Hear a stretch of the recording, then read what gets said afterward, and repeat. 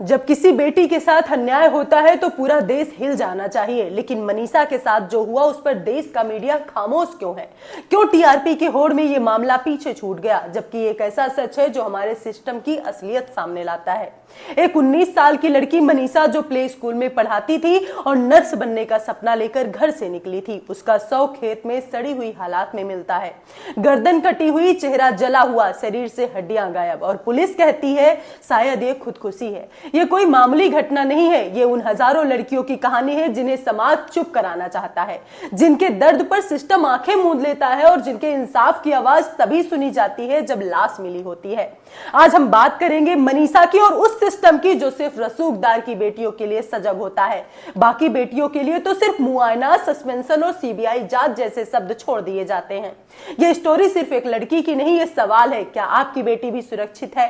अगर मनीषा किसी मंत्री या विधायक की बेटी होती तो क्या उसका शव खेत में सड़ा हुआ मिलता?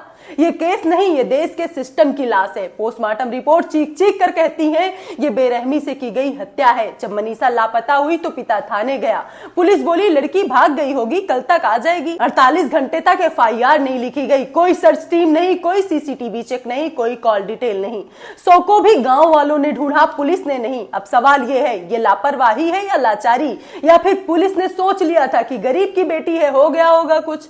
जब सोशल मीडिया गरमाया तो मुख्यमंत्री सामने आए, एसपी को ट्रांसफर किया और कुछ पुलिसकर्मी सस्पेंड किए और कहा सीबीआई जांच कराएंगे। पर मनीषा के पिता ने कहा पहले इंसाफ फिर अंतिम संस्कार। सीबीआई जांच तो तब होती है जब सिस्टम खुद नाकाम हो चुका हो, पर यहां तो सिस्टम ही दोषी है। मनीषा के गली की हड्डियां गायब थी, शव पर तेजाब के निशान थे। पुलिस ने पहले मिसिंग को सीरियस ही नहीं लिया। 2 दिन तक लड़की कहां थी, किसके साथ थी, आज तक जवाब नहीं। ना कोई आरोपी पकड़ा गया, ना कोई सीसीटीवी सबूत सामने आया। पर जांच का एंगल सुसाइड बताया जा रहा है। क्या देश की बेटियां इतनी मासूम होती हैं कि उनका मर्डर भी खुदकुशी बना दिया जाता है?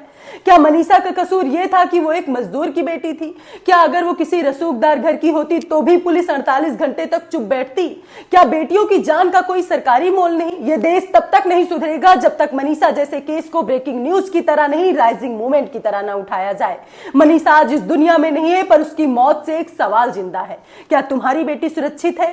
क्या एक आम लड़की का सपना देखना उसकी मौत का सजा बन गया? मनीषा के लिए आवाज उठाइए, वीडियो को शेयर करिए और सवाल पूछिए आखिर कब तक? ये सिर्फ एक लड़की की हत्या नहीं, ये समाज की चुप्पी की भी मौत है।